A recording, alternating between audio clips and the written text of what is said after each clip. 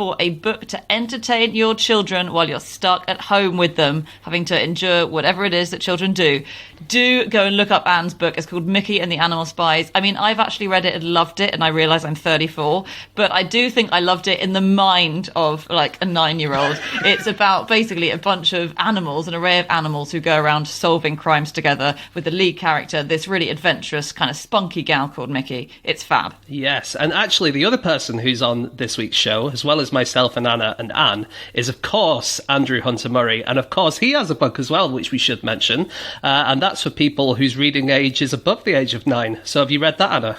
I have indeed. So here I had to slip into my 10-year-old self to really get to grips with that. No, that's called The Last Day, and it's brilliant. If what you're looking for to escape this kind of current dystopia is a fictional and much more exciting dystopia, you want to go to The Last Day. The concept is amazing. So the concept is that the world stops spinning, and half of it's plunged into darkness, half of it's in light, and it's all the repercussions of that combined with a thriller story. And again, a great spunky female character. I think it might be Mickey when she's grown up. Oh, wow, imagine that if that's the same universe. It is. Oh my god, this whole thing has been blown wide open. All right, so go and look up both of those books, The Last Day and Mickey and the Animal Spies. Yes, especially at the moment when it's a really good time to be supporting authors and buying books. It's such a good time to buy books. The whole book industry is massively struggling, so it's just, think of it as a good thing to do for the world as well as yourself, to go out and buy books. Okay, on with the show.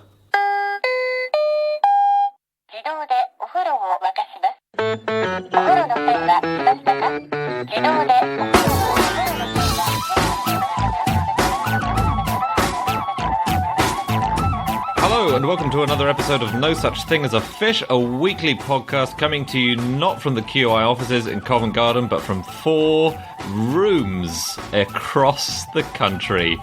My name is Andrew Hunter-Murray, and with me today are Anna Ptaszynski, James Harkin, and Anne Miller, and once again we have gathered around the microphones with our 4 favourite facts from the last 7 days, and in no particular order, here we go. Starting with you, Anna. My fact this week is that loofahs are edible. A yummy bath-time snack. Yeah. This is, I didn't say they tasted nice, but loofahs, which I find it a really funny word. So loofahs are plants from the loofah plant. So I think I assumed, and maybe other people did, that real loofah sponges that you get in the shower are sponges like the animals, the organisms. But they're not. They're a plant. They're a gourd, in fact. And you can grow them. I realised that there's this plant that I've been looking at in my local shop in London, pre-lockdown, obviously, that I've never known what it is. And it's this. It's just a loofah sponge in its early days. No. Yeah. It looks like a ridged courgette. Really? And, basically it's like a gourd, and the loofah that you have hanging in your shower is when it's past its delicious phase and more in the dried up, desiccated phase. And it's like, if you think of a pumpkin, when you empty a pumpkin out to make a face out of it, then all the white stringy stuff in that, when that dries up in the loofah, it turns into a sponge. Loofahs have so many uses that I didn't know about. So researchers in Mumbai, they've made bricks out of loofahs, and they have more air pockets than a standard brick. So you have to dry it and grind it down and mix it with aggregate material, kind of like concrete is, it's mixed together with other stuff. But they're really porous, and they can harbour plant and animal life inside the brick. And they're so porous they have kind of mini water tanks inside them, so that cools the building down. So loofahs sound like the ideal brick home building material. Okay, but one thing you shouldn't really use loofahs for is scrubbing your back in the bath, isn't that right? According to some microbiologists, they're like a breeding ground for bacteria. Because they have lots of air pockets and lots of holes where bacteria can get in, and dead skin cells. You get dead skin cells in there. What do bacteria like to eat? Dead skin cells. Where do they like to live? In warm, damp environments. What is a bathroom? A warm, damp environment. It's perfect.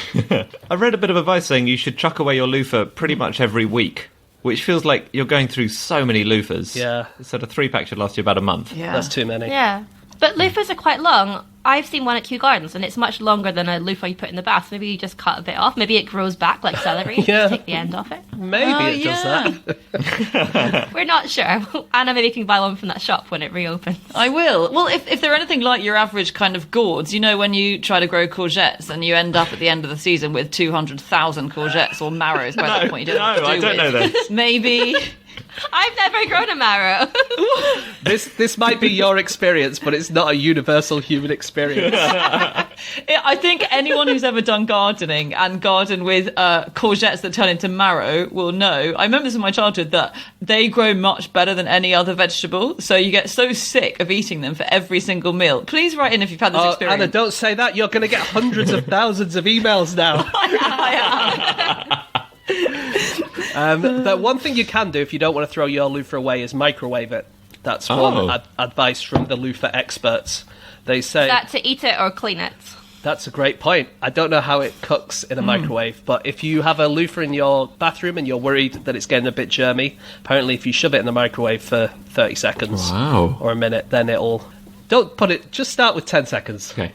That's what I'm saying. Don't put it in for too long. That's the microwaves. Always the way with the microwave, though. Start for 10 seconds, build up to 10 seconds. giving it an hour. Yeah. Take it out, stir it around. Nice. Do you guys know that there's only one hotel in the UK that grows its own loofahs? Really? Yeah, one hotel. Where? It's near Bath. It's near Bath. That's funny. A place called Ston Eastern Park. And not only do they make their own loofahs, they have an annual event, the Loofah Harvest, where you can go to the hotel and see the loofahs being harvested. And it's the end of October or the start of November every single year, so hopefully it won't be affected by the current lockdown, fingers crossed. And the gardeners will take you down and advise you on your own loofah cultivation, and then they'll give you a demonstration on how to de-skin your loofah, and then you get a 2-course lunch. I don't know if there's any loofahs part of that. Must be both courses. And then you get a loofah demonstration, and at the end of the day you get to go back to the garden and pick your own loofah. Wow. What a day out that would be. I know. It sounds amazing. Yeah. Hey, you know who would love that? So I was looking up gourds and squashes. So gourd is basically generally used for the inedible ones, and squash are the ones that we eat. But the American Gourd Society, they began in 1937, and they are big enthusiasts of all the kinds. And I was having a look at other kinds of gourds, because the loofah, obviously great. Do you know about the bottle gourd? No. So it's long, and when you dry it out, it kind of becomes hollow, and it's got a long stem, which works like a handle, so you can use it to carry water around. Oh, nice. Kind of useful. I was just thinking the word gourd. I think I first came across it in the Asterix books. Did he used to carry like magic potions in his gourd and stuff? Oh, that does ring a bell. Yeah. Because you definitely drink out of them, like use them as mugs and stuff, wouldn't you? Yeah. Well, Anna, you must have a nightmare with your 200,000 courgette mugs every year. My cupboards are full. Have you never been to one of Anna's drinking parties where we all drink tequila out of a gourd? All the drinks taste of courgette. It's actually not very pleasant. We're here for a gourd time, not for a long time. That could be the tagline. On other historical using of loofahs, it was a real craze in the end of the 19th century. So this is when people really picked up on the loofah as being handy. And it was because friction baths had just become very popular. And so this was the idea that it began with the concept that washing was bad for you. So for about 200 years, it was quite common not to wash much because people thought that getting hot opened up your pores and let in lots of little bad guys. And then they decided that scrubbing with something really rough and sandpapery, so women used to use mohair or flesh brushes. If you scrubbed and scoured your skin, that would get all the bad guys out. And then they discovered loofah, which was perfect for scraping out all these tiny little Bad evil guys, creatures. yeah. The bad guys. I guess we'd now call them sort of pathogens or something. But there was this craze for friction bars, and it was invented by a guy called Louis Kuhn. And it was the friction sitz bath. And what you did was you sat in a bathtub, but the water was about 10 to 14 degrees centigrade, so cold, unpleasantly cold.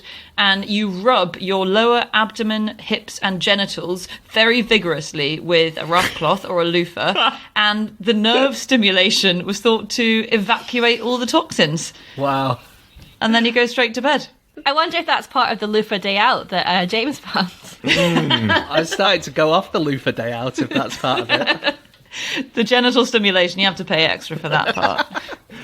Some of the people are not people, actually the opposite of people, animals. Some animals that have friction baths are sperm whales. Now, sperm whales... People are animals.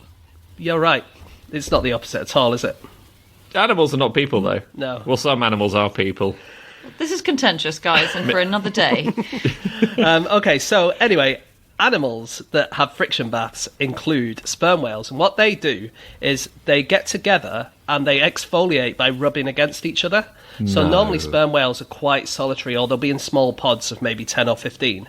But every now and then, about 70 of them will come together and they'll all start rubbing against each other to get the bad guys off. Because they have like bad guys who attach themselves to the skin, like limpets and stuff like that, parasites. And theirs genuinely serves an actual purpose, doesn't it? So it's like temperature regulation. If you're covered in algae, it's hard to regulate your temperature, or you've got proper parasites. Whereas for humans, it's kind of bizarre that we exfoliate, or I obviously don't because I'm not a fool, but it's bizarre that exfoliating has become such an accepted thing. I mean, what is it? There's no scientific evidence to say it's doing anything useful. Fine, it kind of gets rid of those gross bumpy things on the back of our arms, which I'm kind of fond of. But that might also be personal to you, Anna. I think you need to see someone about those. Oh no. But when I was reading about the different kinds of gourds that they've made, apparently a warty gourd is quite a thing because it's like it's even more distinctive. So they like a warty gourd. They wouldn't want to exfoliate. I don't think Anna's saying that her elbow looks like a warty gourd. Well, actually, It sounds like it to me, yeah. You've been spending too much time rolling around in the courgette patch. Okay, it's time for fact number 2, and that is Anne. My fact is that the man who invented Jumanji did so because he hated Monopoly. Wow. If only we could all kind of channel that hatred for Monopoly into some creative stuff. I mean, we've all been there, right? Yeah, he's awesome. So his name is Chris Van Allsburg. He is a children's author and illustrator. And he's got really interesting ways of how he gets ideas. So as well as, he wrote Jumanji, the original picture book, and he also wrote The Polar Express, which also turned into a big movie. And he said that when he was younger, he used to find it frustrating that if you were playing Cluedo, you couldn't actually interrogate Colonel Mustard. And if you were playing Monopoly, you didn't get any money. You weren't actually rich at the end, even if you built lots of hotels and had all the expensive properties. And then he also thought, well, what are things that I see a lot? Like, so everyone's seen footage of a rhino stampede, but they haven't seen a rhino stampede in a living room. And then he was like, a jungle game that comes to life. That's what I'm going to make. Okay. Yeah, now it's this huge thing. But which game was he playing when he decided to do Polar Express? I think that would be that train game, which I've forgotten the name of, that goes through Europe. Oh, Ticket to Ride. Ticket to That's Ride. the one. Yeah. Wow. And was he annoyed that at the end of Ticket to Ride you're not in Budapest? Like, this guy has very high demands of his board games, I would say. I think everyone else accepts the fundamental conceit that at the end of Monopoly you don't get 30 grand and the Hilton. So yeah, it's interesting. It's another interesting leap, isn't it, that he went from Monopoly to rhinos. He must have had a jungle penchant running alongside his hatred of Monopoly. Yeah. He does sound very cool. No, I love him and his approach to stories. So he shared a letter that a fan wrote to him. And this is a girl called Alexandra. And she said, "Dear Mr. Van Allsburg, I love the books you write. I am glad your books are so weird because I am very weird. I think you are weird, but great. I wish a volcano and flood would be in my room." Okay. Wow. What a silly thing to wish for. Very, very troubled home life that we're not really going to have time to get into properly, I think. My favourite origin story, actually, for a board game is there's the two men who invented Trivial Pursuit in 1979, and it's an incredibly boring story if you get to the bones of it. It's like the two businessmen who thought, yeah, shall we invent Trivial Pursuit? So it came about, I think one of them said they were inspired to invent it when they were playing Scrabble and some of the pieces were missing, so they couldn't play it anymore. Now, if you think about it, if you have pieces missing in Scrabble, it doesn't matter. If the piece that's missing is the board, then that's a problem. That's the crucial piece. Yeah. It's the only absolutely crucial piece. No, I think there are lots of different ways in which you lose pieces. So, for example, if you lose all the vowels, that is going to be a tricky game of Scrabble to get through. And that would actually be a great prank to play on someone. would. Maybe it was the holder for the counters and they couldn't find a way to display them without the other person seeing what they had. Must have been the holder. That's very good. We found 3 different ways in which this origin story stacks up, Anna. I like the origin of Operation. Do you know that game? It's like, it's a guy in a hospital and you have to pick out bits of his body with tweezers, right? And if you hit the sides, then it makes a buzz. Now, this was invented by a student in the 1960s. He was a design student, and it was for his exam. But before that, Benjamin Franklin invented Operation in the 1700s. Okay? What? He invented a game which was basically the same. It was called Treason, and it had a picture of King George II, and you had to get a crown out of him, and if you touched the sides, then it would make a buzzing noise. So Benjamin Franklin invented Operation. Isn't that amazing? That's incredible, James. If real-life operations were anything like Operation, then surgeons would open up their patients and go, oh shit, there are no organs in here at all. Where have they all gone? Who's taken the organs? Is that what happens in Operation? Do you just lose the organs over time? Pretty much. Immediately. Okay, I've never owned a set. Oh, now's a good time to get worth one, it. Andy. Yeah, that's true. I've only got 4 board games, one of which I bought for an earlier episode of Fish, which was the Cattle Seaman trading board game, Grade Up to Elite Cow. Wow. Then I've got and then one of the others is the QI board game, and one is Scrabble. I don't have a very good cupboard. Do you think they could turn you know how Jumanji is like kind of a board game, but then also a movie? Do you think they could turn the Cattle Seaman trading board game into a movie? Yes, I absolutely do. I think some bad guys hold the world's cattle seaman stock to ransom.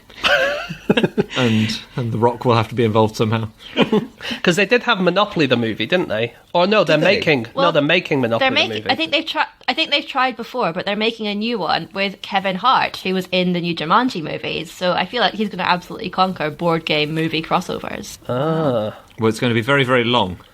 That's the only thing we know about the Monopoly film. It'll be 16 hours long. You know they're about to ruin Monopoly, or I think they might have ruined it already by inventing a new updated version where it's cashless, so they want to get in tune with the modern man or woman. And so they've got a cashless Monopoly where basically Mr. Monopoly is the banker, so no player gets to be the banker anymore. Mr. Monopoly is a big top hat who sits in the middle of the board and uses voice recognition technology to know which player is talking to him, and a player will say, I want to buy Park Lane, and then he'll just deduct that amount from your amount. That's stupid. And so it takes away the joy of cheating as the banker, which is the only reason anyone plays Monopoly in the first place. Exactly. The whole point is to cheat. Yeah. Well, Anna, I know which version you should get, because they've also made Monopoly the Cheater's Edition, where part of the game is to try and steal from the bank, lie about your dice rolls, and it comes with a set of handcuffs. Like a token of handcuffs. Great stuff. They're really embracing the cheating. But there's tons of like novelty monopolies. I had a look at a big list of them, and just the ones beginning with A include ABBA Monopoly, Alton Towers Monopoly, Alice in Wonderland, Alpaca Monopoly, that's an unofficial one, and Aberdeen Monopoly. Wow. There are so many. And if you look up Monopoly and if you're attempting to find facts about it, then half the news results are different places. You know, Kingston upon Thames is getting its own Monopoly set, and I do wonder what the advantage of this is, or whether they franchise it, or whether, because it seems like no one. You know, I used to live quite near Kingston. I didn't want a Kingston Monopoly set. Well, I think they're all pandering to this one guy who has the world record most number of Monopoly sets. Okay, he's called Neil Scallon, and he has the Guinness World Record. And how many Monopoly sets do you think he owns? Completely, each one is completely different. 312. I'm going to go, Oh, I boy. think there's over 1,000 novelty ones. I'm going to go 1,000. 1,001. Andy, do you wanna? I'll say 400. He has, as of the 25th of January 2019, so a while ago, he has 2,249 different Christ. Monopoly sets. And if you go into the amazing website worldofmonopoly.com, you can see a list of all the ones that he has. My God. What? But like, Oh but that's my not a goodness. cheap game. That's a lot of money on Monopoly. He almost could have like real Monopoly. I know, that money. I know. And also, Anna, you and I have a copy of an extremely random Monopoly set, don't we? We do, the University of Kent, right? Yeah, and this guy also has that. No way. Yeah. Ah, Oh, that's so good. Christmas in this guy's household must be hell.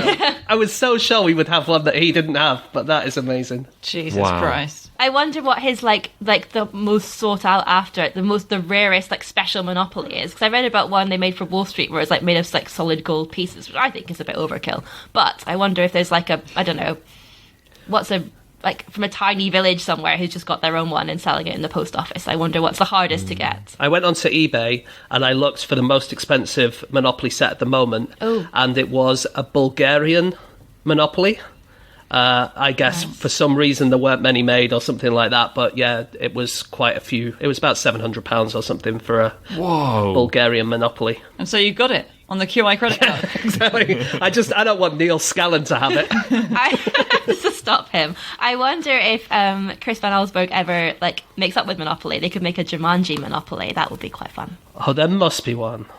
I don't think the world needs more editions of Monopoly, I have to say. It's so interesting how people who play board games in any serious way all hate Monopoly so much. So The Guardian asked people for their least favourite board games for a feature they were writing, and one of the responses just said, Monopoly is awful because of the vice-like grip it has over how the British public perceive board games. I'm going to a board game night at a local comic shop this evening. Nobody will be playing Monopoly, and if it was suggested, then I would assume it was a sick joke of some kind. They had, in 2016, Hasbro, now makes Monopoly, announced they were operating a special hotline on Christmas Day where people who'd been traumatised by their Monopoly-based experiences could call. It actually ran from Christmas Eve to Boxing Day, and I just feel so devastatingly sorry for whatever intern was asked to perform that role by Hasbro. It wasn't a recorded message. They said, we'll have experts on hand with the official rule books to instantly settle any disputes and advise on how to resolve common complaints. God. Okay, so it's Christmas Day, you're an intern, you have to work, and you're sat by the phone.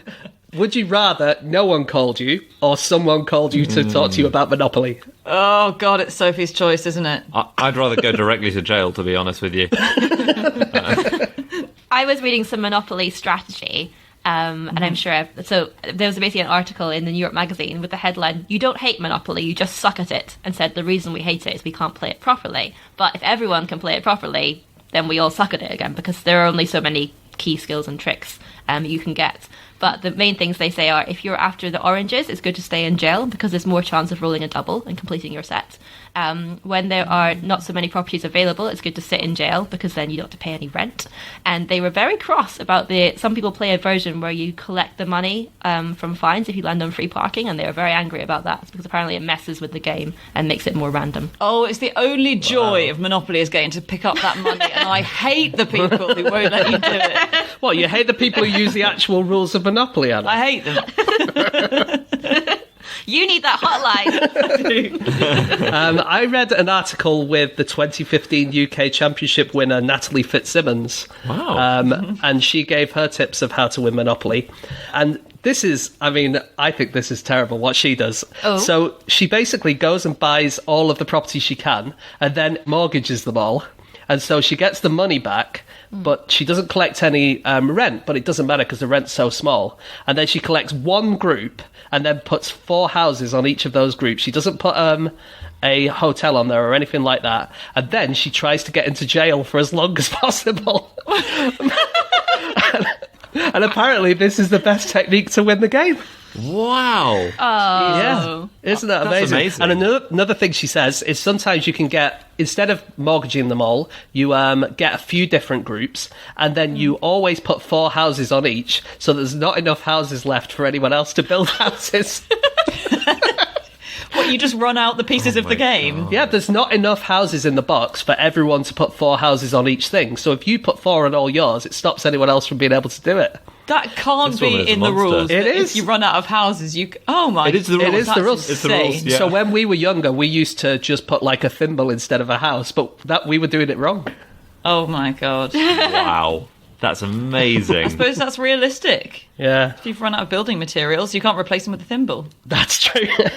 We've actually never mentioned it on this podcast, although I think we have on QI, the origin story of Monopoly. So basically there's this guy, Charles Darrow, and if you go on the Monopoly website, actually, if you find the history, which I think they've buried deeper than it used to be. It still says Charles Darrow, who dreamed up Monopoly in the 1930s. And this guy, Darrow, went around saying he'd just come up with it. In one interview, someone said, where did it come from? And he had no origin story. He just said, it was like magic. It just came to me.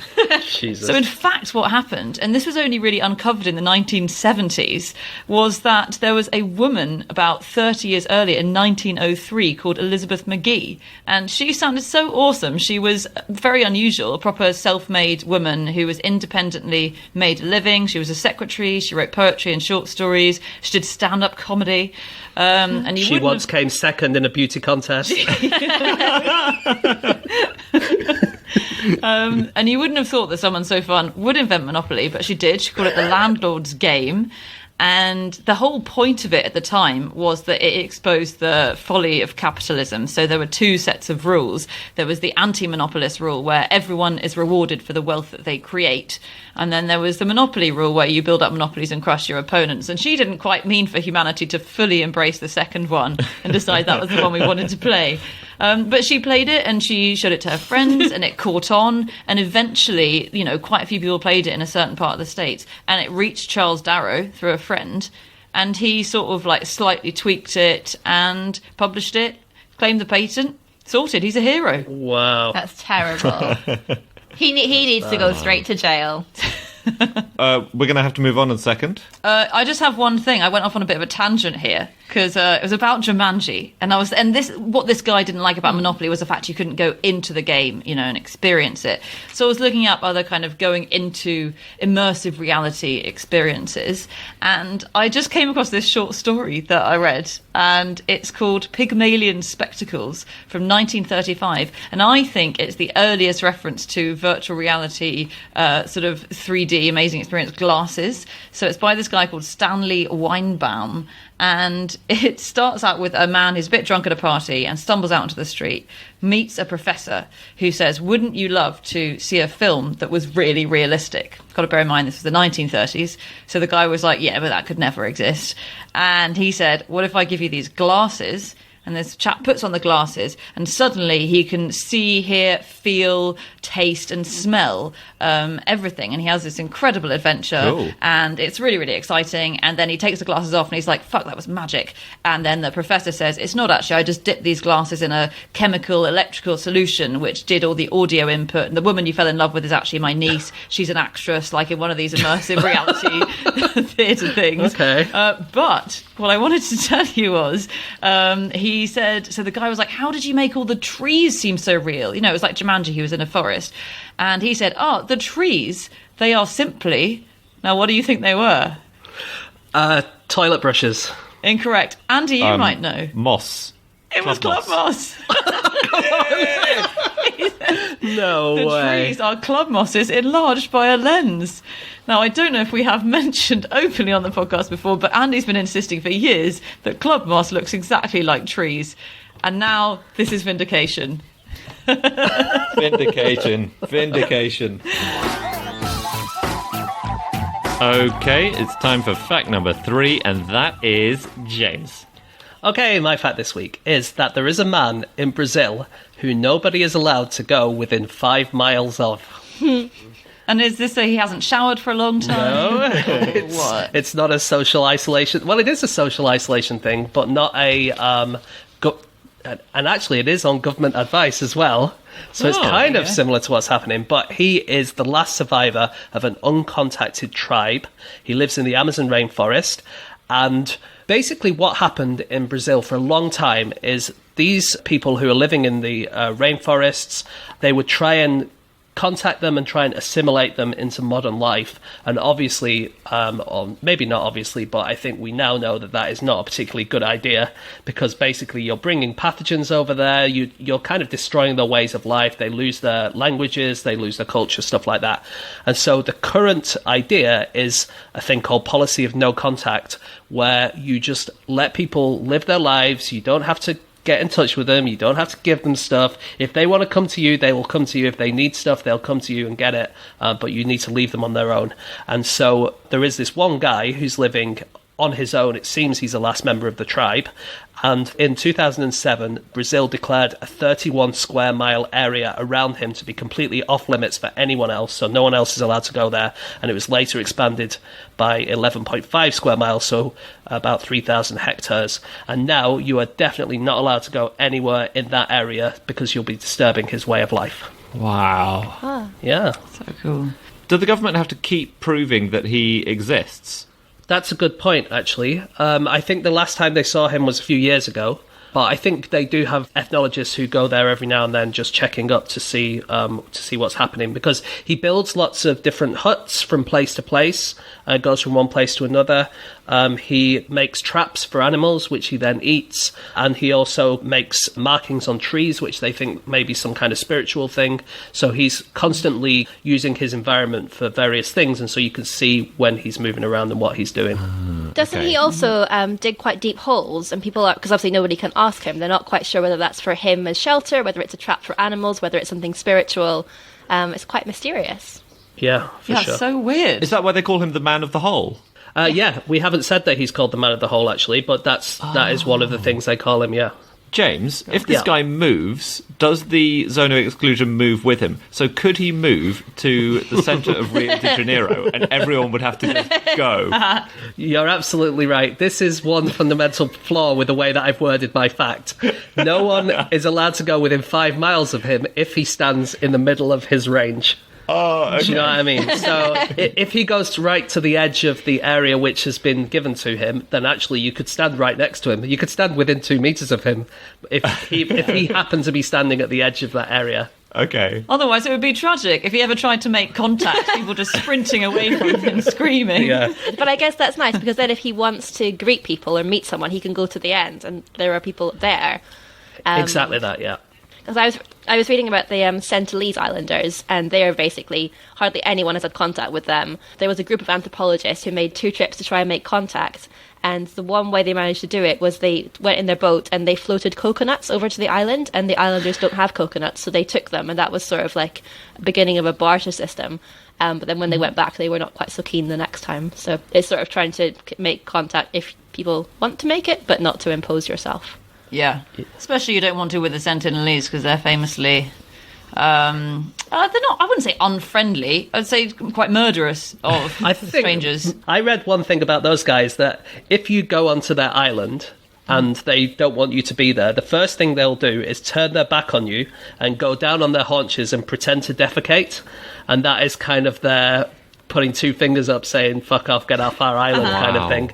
And then if you don't pay heed to that, then they'll start firing arrows at you and try and kill you. That's really interesting, but can you imagine the slight shame of the anthropologists who went all the way there, being like, we're going to do it, we found a way to make contact, and then they say, and what happened? They bared their bums and pretended to defecate. You can't really... You can't give a big lecture tour based on mooning, I don't think. Do you know if you Google map North Sentinel Island, which is where they live, you can zoom right in and you will see there's actually a bar there. So What? Really? there's go on to Google. It's a curry house and bar. It's got a series of 5-star reviews, and at the moment there is a sign underneath it that says hours may be affected by COVID-19, which is understandable. But so the reviews include a good getaway, especially given current events. Dinner good, but interrupted by arrows and death threats from waiters. So what is it? Is it a joke? Or? It's a Google joke. It was actually someone sent it to me. A guy called Harry Johnston wrote in, a fan of the podcast, saying, "Have you seen this?" about a year ago. Wow. And it's just stayed up there. That's awesome. A curry house and bar. Yeah. So funny. give it a visit. Don't. I also went on Google Maps for this area where this guy is living, the Brazilian guy. And it's an area called Vale do Javari. A lot of people call it like one of the last unexplored areas of the world, but actually, of course, lots of people live there because you have lots of Amazonian tribes who live there. But if you go on Google Maps and you search for it, it's basically just a grey square. And then you can zoom out and zoom out and zoom out and zoom out, and it's still just a grey square with like a river going through it, and there's literally nothing. And you can zoom out to about the size of like England and Wales, and you could still not see any towns or anything. It's just a grey square. It's absolutely amazing. But in this area, there is a mountain called Pico de Neblina, and this is the highest mountain in Brazil. And no one knew it existed until the 1950s. Wow. That is how isolated this is. The Jesus. tallest mountain in the whole country is there, and no one knew it was there. Isn't that really amazing? good. That's very amazing. cool. And in theory, what happened is someone was flying over it in an aeroplane and thought, oh, there's a big mountain there where it's not supposed to be. And they went, maybe someone can check this out. And then they measured it, and it was way taller than anywhere else. Wow. That's incredible. awesome. I was having a look at other remote places that are hard to get to. And do you know there's a section of America where they still receive their post by mule? It's part of the official US Postal Service. There is an Indian reservation at the bottom of the Grand Canyon. And so it's hard to get helicopters down there. And if it's windy, they can't fly at all. But the mules go, whatever the weather, every day. So they go by road to the edge of the Grand Canyon. And then it is a 3-hour trip down by mule down to the bottom. It's a postie called Charlie Chamberlain. It's his job. And they basically, anything you can put a stamp on, they will take. So they take food, they take supplies, they take post. And they've got a joke that if you want the express service, they just let one of the mules go free and run to the bottom. I would have thought the express service would be throwing a mule off the edge of the Grand Canyon. These are highly trained special mules, Andy. That's airmail. I was looking up the other loneliest people in the world, people like this. So there's one person who missed Neil Armstrong saying, "This is one small step for man, one giant leap for mankind." Guess who it was? Michael Collins, was It it? was Michael Collins. Michael Collins was on the other side of the moon and could not get that line. yeah. So many other people in the world would have had access to that. And people keep asking Michael Collins, who's still alive, about his isolation. Because for 76 hours, when Armstrong and Aldrin were on the moon, Collins was orbiting. And for 48 minutes every 2 hours, he was on the far side of the moon. So he was completely out of contact with everybody. And, you know, there was only one person on that side of the moon out of 3 billion people on the other side of the moon. And he keeps being, but he's now enraged anytime anyone asks him.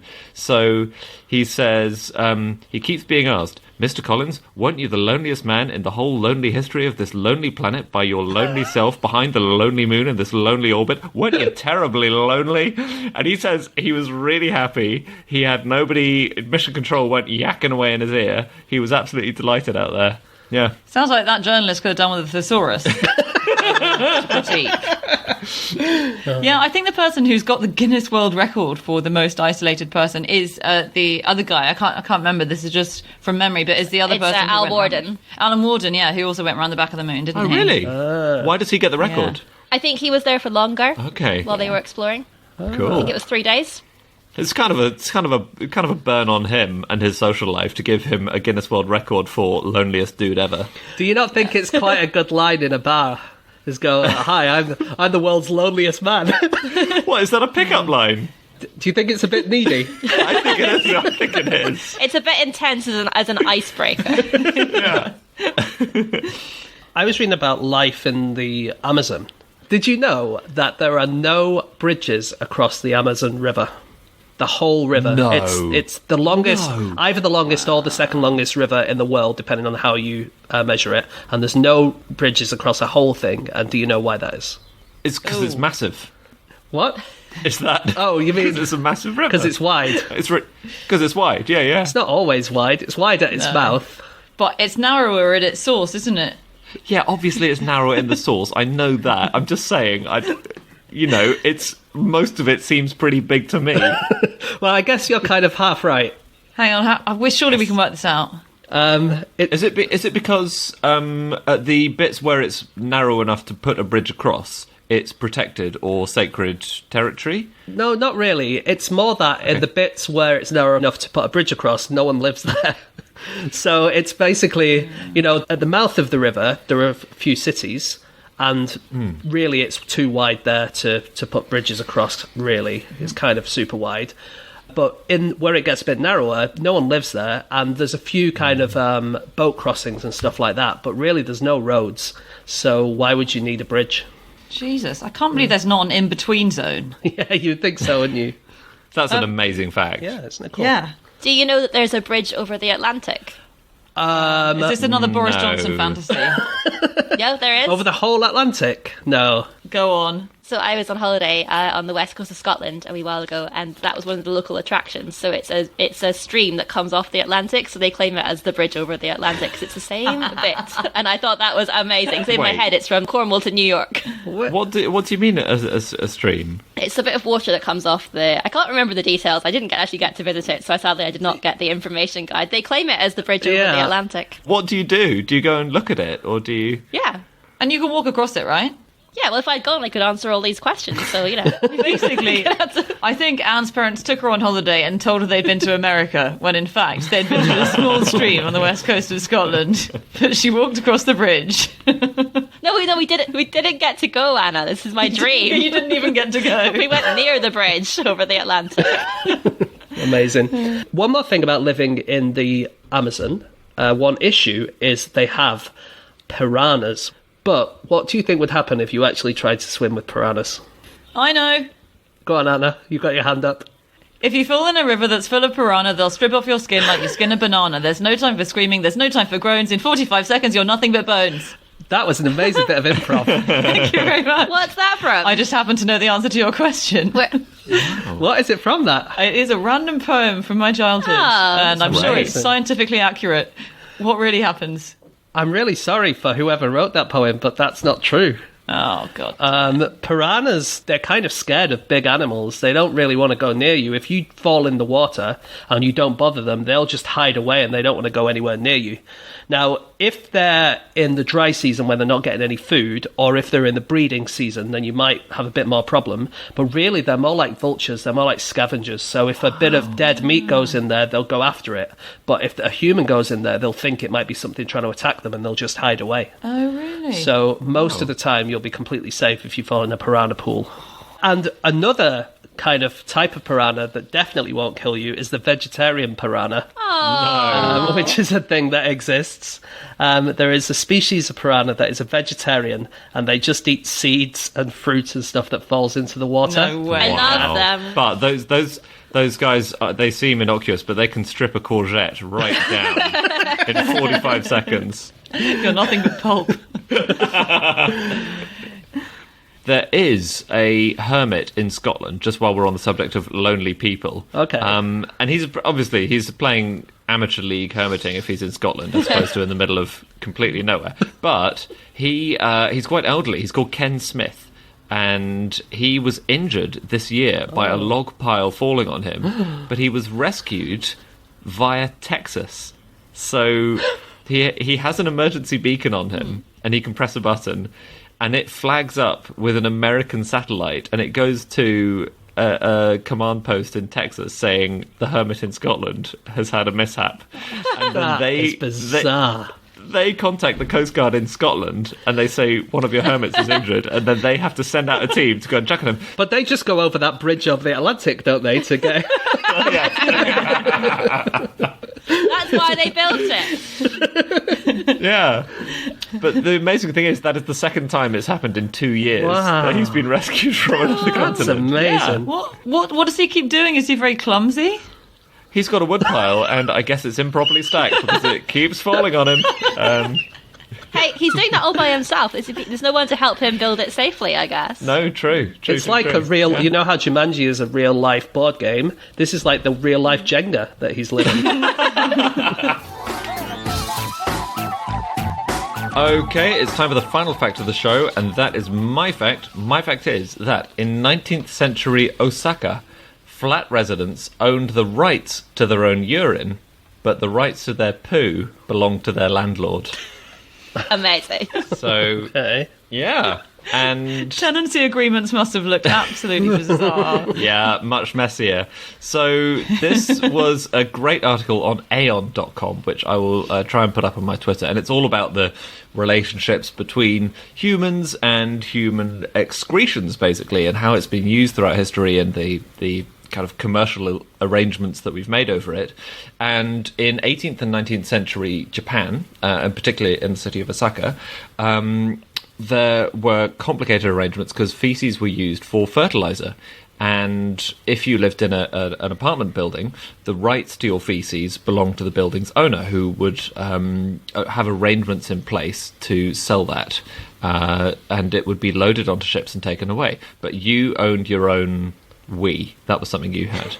So feces were valuable because they would help to grow crops. So it would affect your rent. If there were lots of people living in your flat, then you would produce lots of poo for your landlord to sell, and your rent would be slightly lower as a result. Whereas if you were single occupancy, you'd pay slightly more, not just because you got your own flat, but also because you weren't producing enough of the brown gold. And could you say to your landlord, if you're negotiating, I eat a lot of curry, I actually have quite extravagant bowel movements, honestly, you'll be getting triple the average from me. Do you think that was something on which you could negotiate? I don't think so. So I was talking to a friend of mine in Tokyo called John Perry. He is a writer of quiz books and pretty much my go-to expert on Japanese history. And he said that what you say is true, but it's very slightly different in that it's not the landlords who had the rights to your poo. It was like the managing agents, because the landlords, they would live miles and miles and miles away and would have nothing to do with this. They would own your house, but they would really not be involved in your day-to-day life. And what would happen is you'd have these people who were called uya, and they would be slightly higher than the tenants in importance, but not much higher. But they had a full-time job where it was like looking after the house, collecting the rent, doing the repairs, settling disputes, stuff like that. And they would be able to read and write, whereas the tenants might not be able to read or write. And they would take the poo and they would sell it and they would get the money. But the money was kind of expected to be used. It would pay their wages, but it was also used for all the tenants as well. So they would buy rice cakes for New Year out of the money from the poo. Okay. And so it would all go back into the community, all the poo money. Nice. Isn't that cool? That's very cool. And they're called Ouya, which sounds like the noise they would make as they're collecting your poo. You'd walk into someone's bathroom and go, Ouya! That's a bad one. It sounds like the noise you make while you're making the poo, doesn't it? It does. And you were saying about, like, if you've had a curry, you would tell people or something, Anna? Yes. Well, that's sort of what I was saying. Yeah, it's sort of what you were saying. But the value of your night soil, which is what they called it, depended on how rich you were. So if you were rich, you had a really good diet, and it meant that your poo was better as a fertilizer, so you'd be able to sell it for more. So it's kind of a monopoly thing, whereas the rich get richer. Do you know what I mean? Yeah. But in a kind of poo sense. Because their poo is literally richer in nutrients. Yeah. But this is not, James, a version of Monopoly I would like to play. I don't think I need to play 19th century feudal Japan Monopoly. Look, there are 2,500 different types of Monopoly. I haven't looked through the whole list. For all I know, there is a poo Monopoly. It would be called Monopoly. I'm sorry, I just needed to say that. It's good that you got it out. Yeah, thank you. Ooh, yeah! In 1724 in Osaka, there was a fight that broke out over the collection rights to poo. Mm-hmm. So there were two groups from the villages of Yamazaki and Takasuki, and they had the rights to buy the poo from the managing agents, and then they would give them to the farmers. But they kind of fought against each other, and it turned into a massive riot in the city. Really? A lot of kind of shit slinging. Yes, there was a lot of that going on. And it got so valuable, people would steal it. So people would just, in the dead of night, come into your apartment and steal all your poo. I mean, it depends on the scale of the crime, doesn't it? Whether it's worth it for you. Because if you just go into... I just wonder about someone walking into their living room in the morning after a night's sleep and looking at the turd cabinet and thinking, oh my God, we've been robbed. Was it stealing large consignments, I wonder? That probably makes more sense than individual burglaries. Yeah, I don't think they would just take a single stool from each household. There used to be quite harsh penalties in Japan for it, didn't there? Because really? it was lucrative. And we should say this continued for hundreds of years, and still, up until the 1980s, people would go around to people's houses in Japan and in lots of the East, actually. So in China, it was a huge thing as well. But in Japan in the 1980s, there were vacuum trucks that would drive around to your house, and you plug them into your sewage tank, I guess, and they suck the poo out, and then it's gone and it's sold. But yeah, China as well was used human feces, to enrich their soil for many hundreds of years. And it was crucial. So a lot of people think that it was part of the reason that Chinese agriculture did really well in a time when a lot of Western countries didn't. And there was a soil scientist, I think this is in your article, Andy, that you sent us, a soil scientist in 1911 called F.H. King, who estimated that over 180 million tons of human manure was collected annually in the Far East to enrich the soil. And now that equates to 1.2 kilos of poo per person per day, which is quite a lot. So we do wonder if he overestimated slightly. Because that, even if you're efficiently collecting it from every single person, that's, that's some It's a decent lot. application. It's a lot. You know, earlier I mentioned the bricks that you could make out of loofahs. Yeah. There's another way of making bricks out of human urine. So this is another, as they call it, bio-brick that you can produce. And it's urine and living bacteria. So you get urine, you get sand, you get bacteria, you put it all in a brick-shaped mould, and there is a chemical reaction which ensues, and that gradually solidifies the brick, kind of like baking a cake. Kind of like baking a cake. Kind of. Kind of. I don't fancy your chances on the Great British Bake Off next year, Andy. For my showstopper, I've made a piss brick.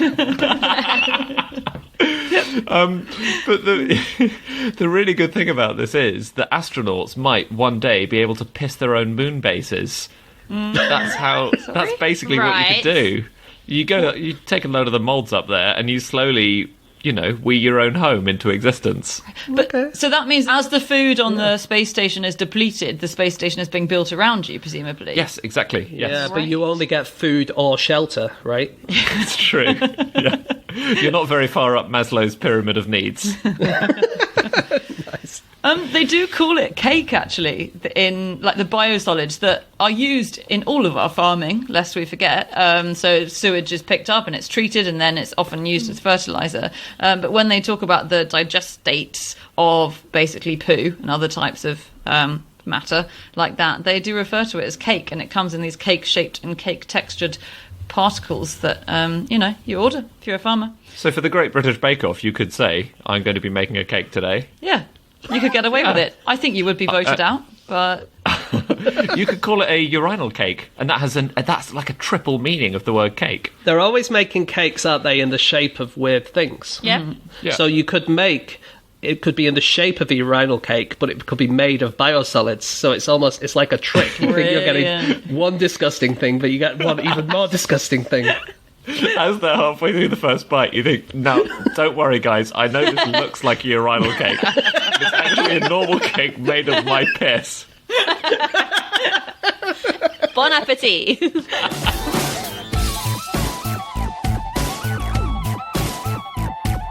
Okay, that's it. That's all of our facts. Thank you so much for listening. If you'd like to get in contact with any of us about the things that we've said, we can be found on our Twitter accounts. I'm on Andrew Hunter M. James. At James Harkin. Anne. At Miller_Ann.